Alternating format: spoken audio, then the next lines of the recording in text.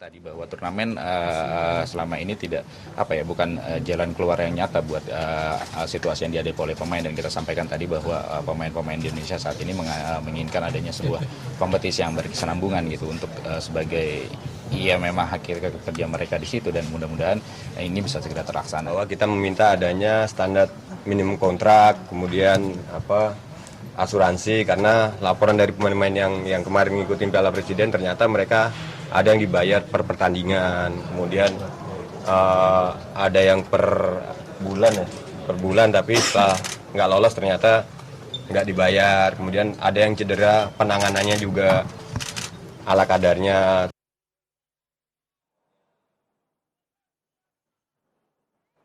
Ini kalau mau ditanya sama siapapun pasti bisa komentar. Tadi kita baru diskusi bahwa urusan sepak bola itu urusan presiden sampai pedagang kaki lima.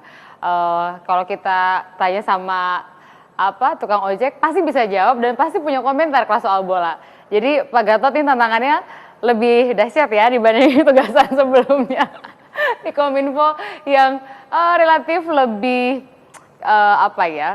lebih tersegmentasi gitu yang terdampak. Kalau ini dampaknya luar biasa besar. Kembali ke pertanyaan saya sebelum kita break tadi. Jadi kalau tadi Pak Agung bilang di atas 70% tingkat rujuknya, dan menurut Pak Gatot? Ya, kami tidak ingin mempertentangkan apa yang disampaikan Pak Agung bahwa 70% itu bisa jadi iya, karena memang luar biasa dalam beberapa hari, khususnya 2 hari terakhir ini, sangat suasana, kalau bahasanya Pak Presiden kemarin ini, wah ini sangat kondusif sekali, diakui oleh Pak Presiden, karena FIFA sendiri juga paham bahwa PSSI itu harus direformasi.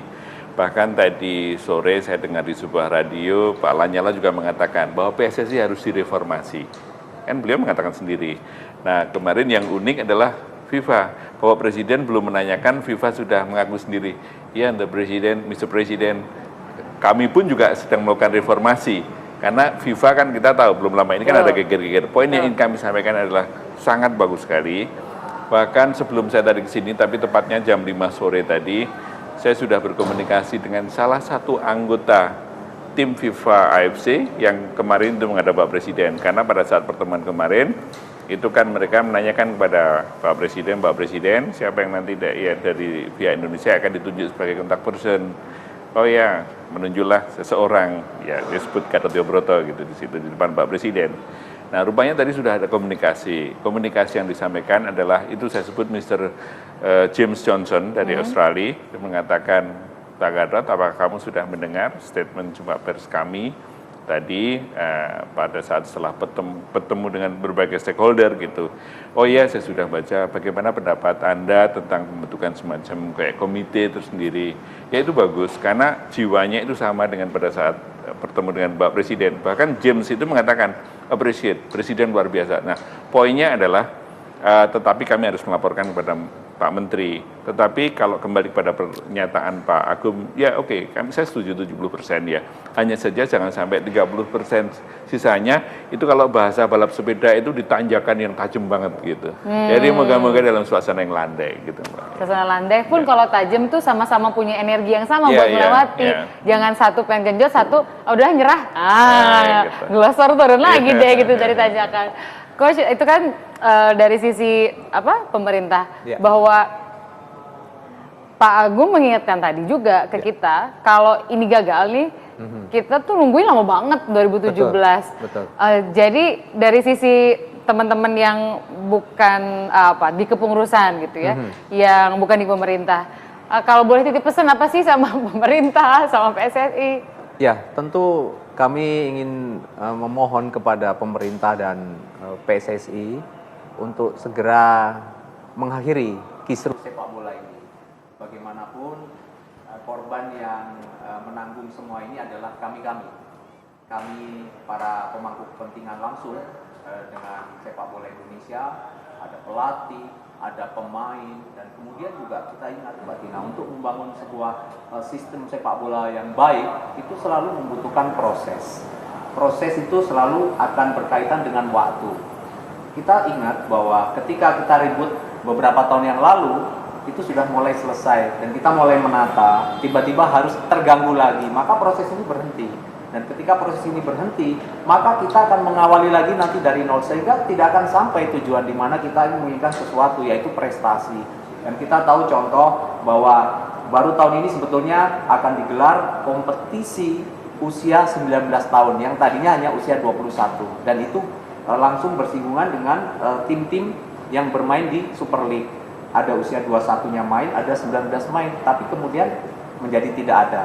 Dan kemudian yang berikutnya juga saya juga akan mengatakan bahwa ada hal yang kontraproduktif dengan sanksinya FIFA kepada kita.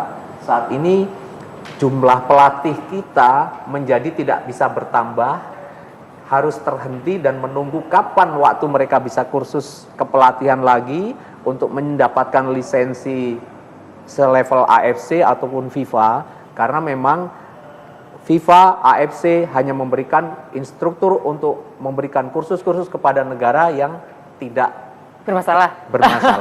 Nah, ini masalah sekarang, dan kita pengen mohon sudah, dan kita pengen sama-sama. Tadi sudah disampaikan, PSSI sangat membutuhkan pemerintah. Bahkan kita selalu menganggap pemerintah ini seperti orang tua dalam satu keluarga. Dan PSSI ini boleh dibilang anaknya lah. Nah, kalau ada kesalahan dari anaknya, ya orang tua jangan kemudian mengusir si anak. Apa yang salah dari si anak? Menurut saya diingatkan, dinasehati, kemudian dirangkul. Ya, ini yang harus terjadi. Jadi bukan malah kemudian kamu anak saya, kamu salah, kamu pergi dari rumah. Menurut saya ini juga kurang elok. Oleh karena itu kita minta sekali lagi semuanya bersatu. Sekali lagi, untuk kepentingan sepak bola Indonesia lebih baik, karena butuh proses, butuh waktu. Nah, kalau soal pelatih, terakhir kita di sini pun kita kan nanya ya sama coach, kita tuh punya berapa orang sih yang kualifikasinya udah AFC gitu ya? Berapa orang, coach? Oke, kalau saya bandingkan dengan negara Asia Tenggara, untuk pelatih berlisensi A saja, kita ini di bawah Singapura, di bawah Malaysia, di bawah Thailand, di bawah Vietnam. Mungkin kita sama Myanmar imbang, ya, tapi kita hanya menang lawan Brunei sama Filipina. Untuk lisensi B saat ini, Mbak, artinya jumlah lisensi A kita ini masih di bawah dari 80 orang, di bawah 80. Kemudian lisensi B kita baru hitungannya kategori ratusan. Lisensi C sama, belum menembus angka 500. Sementara di Indonesia ini seluruh sekolah sepak bola di tanah air ini jumlahnya ribuan, yang mereka membutuhkan pelatih-pelatih yang nantinya mengembangkan dengan benar latihan, bentuk-bentuk latihan apa untuk si anak ini nantinya disiapkan menjadi pemain yang baik. Karena ingat bahwa latihan untuk anak-anak dan dewasa itu berbeda. Bagaimana latihan yang proporsional untuk si anak itu harus betul-betul dihandle oleh pelatih yang mengetahui apa latihan yang boleh. Karena begitu dia salah dalam mengambil latihan, maka yang akan terjadi adalah kesalahan pengembangan si anak menjadi bakatnya yang harusnya bisa maksimal menjadi tidak maksimal. Karena kesalahan mendasar yang dilakukan oleh pelatih. Dan sekarang para pelatih kondisinya? Ya, sekarang kondisinya tidak bisa bertambah jumlahnya. Yang lebih menyedihkan, mereka juga tidak lagi bisa berkomunikasi dengan dunia luar, terutama yang berkaitan dengan kursus-kursus yang bisa dilakukan di Indonesia ataupun di luar negeri. Dan tapi Coach Ede kan yakin bahwa pemerintah juga memperhatikan soal berbagai aspek gitu ya. Nah, dari sisi Pak Gatot, Pak, kan kita ibaratnya ini lagi hibernasi gitu ya, lagi diem, harus dibangunkan, pada saat udah beres bangun lagi, dan pada saat harus bangun mencapai kemampuan yang optimal lagi kan pasti perlu waktu nih gitu ya. Dari sisi pemerintah udah punya kayak perakiraan nggak terkait dengan dampak ikutan dari apa yang terjadi saat ini tuh berapa lama sih kita bisa recovery? Ya, menarik tadi disampaikan oleh Coach tentang dampak yang real yang sekarang terjadi. Tapi kita juga melihat bahwa apa yang terjadi dengan pembukaan sekarang itu juga kita harus melihat realita yang terjadi sebelumnya ini. Kalau tadi saya sudah agak miris waktu, bagus sekali tapi informasinya bahwa dibandingkan dengan Singapura saja jauh. Saya kemudian beranalogi jumlah penduduk kita berapa, kemudian coachnya hanya sekian, lisensi A, B, C.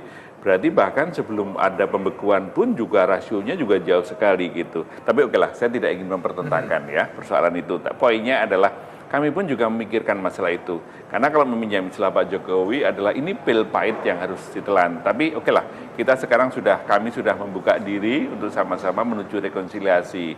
Tetapi untuk the next, tentu saja ibaratnya keledai saja nggak mau terantuk untuk yang kedua kalinya. Kalau istilahnya bahasa beliau tadi, kami juga tidak ada maksud kok kemudian sudah kemarin luka 3 tahun yang lalu, kemudian sekarang jadi ada masalah. Tapi poinnya tadi yang disampaikan Pak Lanyala juga sama, bagus, kemudian tim FIFA, FC juga bagus. Kalau reformasi itu paling tidak harus ada kesepakatan bersama. Indonesia yang better tuh kayak apa? Kalau perlu nanti kalau bahasanya bisnis tuh ada undertaking letter, ada fakta integritas. Ini kalau tidak tercapai seperti ini, maka bla dan seterusnya. Itulah sesuatu baru yang mungkin perlu direalisasikan bersama. Dan kami yakin kalau bahasanya Pak Agung tadi demi Indonesia itu bisa kok. Gitu. Amin. Saya capek juga, kita juga. Saya rasa teman-teman jurnalis juga capek gitu apa dengan rame-ramenya yang berbulan-bulan kapan sih selesainya. Tapi kita belum selesai, satu segmen lagi bersama dengan Anda.